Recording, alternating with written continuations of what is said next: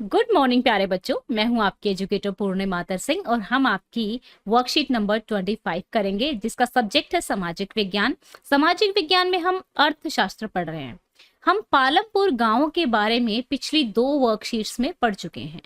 पहली वर्कशीट में हमने ये पढ़ा था कि इस गांव में 450 यानी कि 450 परिवार हैं, जो कि आपने बिल्कुल सही से आंसर दिया है कमेंट में। ओके, आज फिर मैं आपसे एक ऐसा ही क्वेश्चन पूछूंगी लास्ट में, ठीक है? तो आपको उसका भी कमेंट में जवाब देना है। तो 450 फैमिली हैं, 80 जो परिवार हैं वो उच्च जाति के हैं। इसमें से 1/3 भाग जो परिवार हैं वो इसमें से 1/3 भाग जो है वो है जो अनुसूचित जाति है उसमें से हैं, ठीक है। फिर उसके बाद हमने देखा कि जो पालमपुर के 75% लोग हैं वो खेती से ही अपना जीवन यापन करते हैं, लेकिन कृषि जैसे कि बड़े किसान नहीं है, छोटे किसान ज्यादा हैं। जैसे किसी के पास 2 हेक्टेयर है तो बहुत ही छोटे किसान हैं। फिर किसी के पास 2 से लेके 4 तक है, 2 से ज्यादा है जिनके पास, वो मध्यम वर्गीय हैं। 10 हेक्टेयर से ज्यादा है वो बहुत ही कम लोग हैं। तो अब क्या होता है कि उसी छोटी सी जमीन के टुकड़े पे हमें ज्यादा पैदावार चाहिए होती है, तो उसके लिए क्या कर सकते हैं, क्या ऑप्शन होते हैं? उसके लिए एक तो ये होता है कि इसी जमीन के टुकड़े पर 3 फसलें उगा ली जाए। एक बार गेहूं उगा लिया जाए, एक बार चावल उगा लिया जाए और एक बार बीच में कोई छोटी मोटी फसल जैसे कि टमाटर हो गया, खीरा हो गया या सब्जियां उगा ली उसमें, ठीक है ना। तो जब ऐसा किया जाता है तो इसको क्या कहते हैं? इसको बहुविध प्रणाली कहते हैं, ठीक है। तो देखिए, पालमपुर में एक वर्ष में किसान 3 अलग अलग फसलें इसलिए पैदा करते हैं क्योंकि वे सिंचाई की एक तो वहां पे सिंचाई बहुत अच्छी तरीके से विकसित है, ठीक है। एक वर्ष में अगर किसी भूमि पर एक से ज्यादा फसल पैदा करने को बहुविध फसल प्रणाली कहते हैं। क्या कहते हैं? बहुविध फसल प्रणाली कहते हैं। यह भूमि के किसी एक टुकड़े में उपज बढ़ाने की सबसे सामान्य प्रणाली है। यानी कि अगर आपको अपने खेत में उपज बढ़ानी है तो आप एक से ज्यादा फसलें उगा ले वहां पे, ठीक है। उसके बाद दूसरा तरीका है कि जो आधुनिक कृषि विधियां हैं उनका प्रयोग किया जाए, कि भाई जो रासायनिक उर्वरक हैं उनका प्रयोग किया जाए, बीज जो है HIV बीजों का प्रयोग किया जाए, high yielding HYV high yielding variety seeds का प्रयोग किया जाए, ठीक है। तो जब ग्रीन रिवॉल्यूशन, जब हरित क्रांति आई थी ना 1960 के दशक में, तो किसानों ने बीज जो कि HYV थे उनका प्रयोग किया था गेहूं और जो चावल के लिए जो ये थे, और ये हरियाणा, पंजाब और पश्चिमी उत्तर प्रदेश में प्रयोग किए गए थे। तो इन्होंने काफी ज्यादा पैदावार दी थी उस टाइम पे, किसानों को काफी फायदा हुआ था, ठीक है। फायदा होने के साथ साथ कुछ नुकसान भी हुए थे, क्योंकि रासायनिक उर्वरकों का प्रयोग किया गया था तो जो मिट्टी की उर्वरकता थी वो कम हो गई थी, ठीक है। परंतु क्या हुआ, हरित क्रांति के कारण उर्वरकों के अधिक प्रयोग से मिट्टी की उर्वरकता कम हुई, और इसके साथ ही क्योंकि सिंचाई का भी बहुत ज्यादा डेवलपमेंट उस टाइम पे हुआ था, तो जैसे पानी जमीन के अंदर अगर इतनी नीचाई तक मिलता था, अब और ज्यादा नीचाई तक मिलने लगा, और फिर थोड़े टाइम बाद और ज्यादा खुदाई करने पर पानी मिलने लगा। तो इससे क्या हुआ, जल स्तर जो है, भूमि जल स्तर जो है, भूमि का जल स्तर कम हो गया। अतः कृषि का भावी विकास सुनिश्चित करने के लिए हमें पर्यावरण की देखभाल भी करनी जरूरी है। अब देखो, खेती के लिए जो है ना भूमि बहुत महत्वपूर्ण होती है। दुर्भाग्यवश खेती के काम में लगे सभी लोगों के पास खेती में पर्याप्त भूमि नहीं होती है। बहुत से ऐसे परिवार है, जैसे 150 परिवार तो ऐसे हैं 450 में से, कि जिनके पास भूमि ही नहीं है, जो भूमिहीन है। 240 ऐसे हैं जिनके पास सिर्फ 2 हेक्टेयर छोटी सी भूमि है, और मझोले और बड़े किसान जो हैं 60 परिवारों के पास 2 हेक्टेयर से अधिक भूमि है, और कुछ ऐसे हैं जिनके पास 10 हेक्टेयर से ज्यादा भूमि है। अब जो बिल्कुल ही छोटे हैं ना, उनको क्या होता है, जो वो उगाते हैं उस जमीन के टुकड़े पर, वो अपने परिवार के लालन पालन में, अपने परिवार के लिए ही वो उसको खा लेते हैं। तो उनके पास इतना पैसा भी नहीं बचता कि जो नेक्स्ट सीजन आएगा उसके लिए वो बीज ले आए।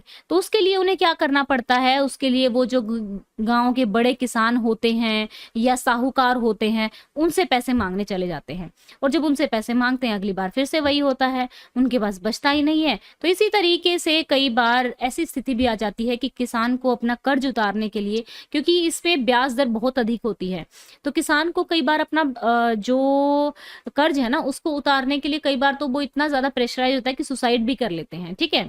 तो यहाँ पे अगर इसी तरफ दूसरी तरफ अगर हम बात करें मझोले और बड़े किसान किसानों की, यानी कि जो मध्यम और बड़े किसान हैं वो लोग क्या करते हैं, उनके पास 2 हेक्टेयर से ज्यादा है, तो 2 हेक्टेयर में मान लो 2 हेक्टेयर से एक भी ज्यादा है, तो 2 हेक्टेयर का उन्होंने क्या किया, अपने घर का काम चला लिया, जीविका चला ली, और 1 हेक्टेयर को उन्होंने बेच दिया, जिससे उनको कुछ पैसे मिल गए। पैसों से वो अगली बार उन्होंने सेविंग कर ली, पैसों से अगली बार जो भी उनको आधुनिक चीजें चाहिए थी कृषि के उत्पादों के लिए वो उससे ले आए। तो इसीलिए कहा जाता है कि जो छोटे किसान है वो अपने लिए अरेंज नहीं कर पाते हैं पूंजी, लेकिन बड़े किसान और मध्यम जो हैं वो पूंजी को आसानी से अरेंज कर पाते हैं। तो चलिए बच्चों, अभी इसके क्वेश्चन आंसर्स करेंगे।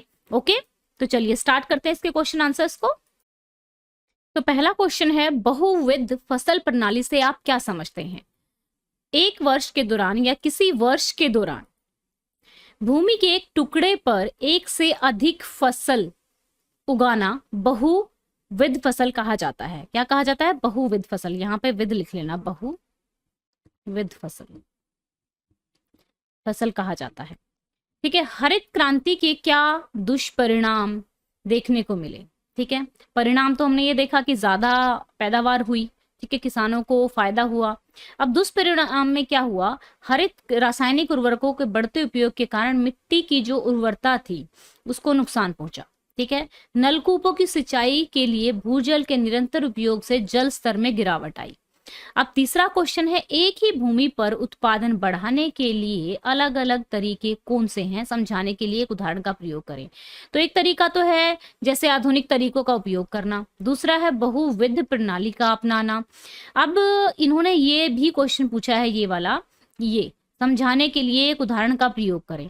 तो उदाहरण में आप लिखेंगे, उदाहरण के लिए 1960 के दशक के अंत में हरित क्रांति ने भारतीय किसानों की ज्यादा उपज देने वाली किस्म के बीज, रासायनिक उर्वरक और कीटनाशकों का उपयोग करके गेहूं और चावल की खेती में अधिक पैदावार प्राप्त की थी।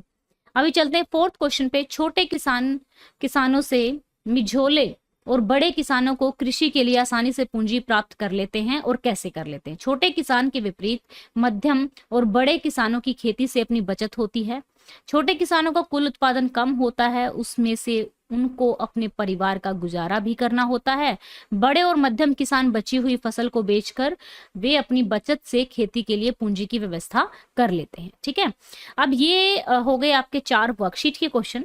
यहाँ पे एक क्वेश्चन आपका होमवर्क का क्वेश्चन है। जिस तरीके से आप लोगों ने बताया था कि पालमपुर में 450 परिवार रहते हैं, उसी तरीके से आपको इसमें आंसर बताना है। पिछली वर्कशीट में हमने क्या किया था, हमने देखा था किसी भी जो एक व्यवसाय हो गया, कोई भी काम धंधा शुरू करने के लिए हमें 4 चीजों की तो जरूरत पड़ती है।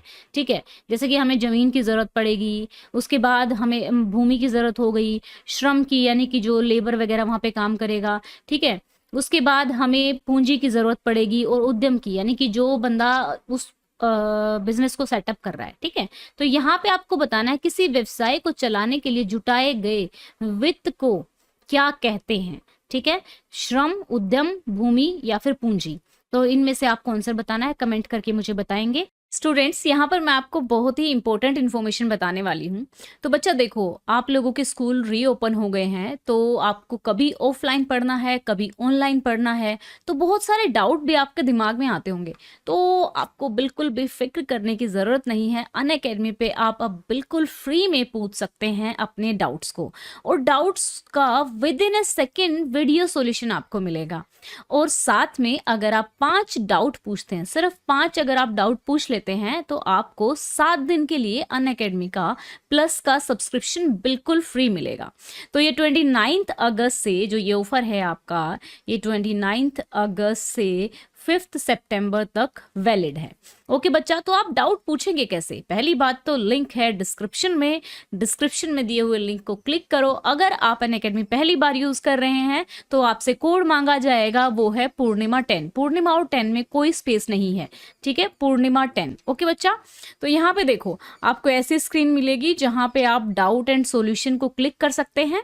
आप इस स्क्रीन पे पहुंच जाएंगे तो आप अपनी बुक में से फोटो खींच सकते हैं, या फिर बुक का पहले ही स्क्रीनशॉट लेके रख सकते हैं और फिर उसको क्रॉप कर लेना। फॉर एग्जांपल आप ये वाला क्वेश्चन क्रॉप कर लेना इस तरीके से, ये ग्रीन कॉर्नर्स को आगे खिसका के थोड़ा थोड़ा ऐसे आगे क्रॉप कर लेना इसको। ठीक है, क्रॉप करने के बाद आप इसको पोस्ट कर देंगे और पोस्ट करने पर आपसे पूछा जाएगा कि ये क्वेश्चन कौन से सब्जेक्ट का है, साइंस का या मैथमेटिक्स का। तो अभी मैंने मैथमेटिक्स का पूछा हुआ है तो मैंने मैथ को सेलेक्ट कर लिया है, मैथ को आप सेलेक्ट कर लेना।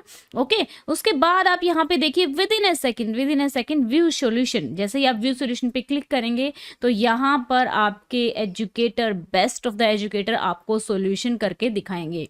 तो बहुत ही अच्छा ये आपका डाउट दूर करने का तरीका है और साथ में आपको प्लस का सब्सक्रिप्शन तो मिलेगा ही। ध्यान रहे बच्चा, लिंक मैंने डिस्क्रिप्शन में दिया हुआ है और डाउट पूछने के लिए आप कोड यूज करेंगे पूर्णिमा 10। ओके बच्चा, तो ये काफ़ी इंपॉर्टेंट इन्फॉर्मेशन थी क्योंकि अभी आपके डाउट तो आने ही वाले हैं। अगर आपको वीडियो अच्छी लगी है तो वीडियो को लाइक करना और अगर अभी चैनल सब्सक्राइब नहीं किया है तो चैनल को सब्सक्राइब करना। Thank you, have a nice day, may God bless you. अच्छे से पढ़ते रहो, आगे बढ़ते रहो।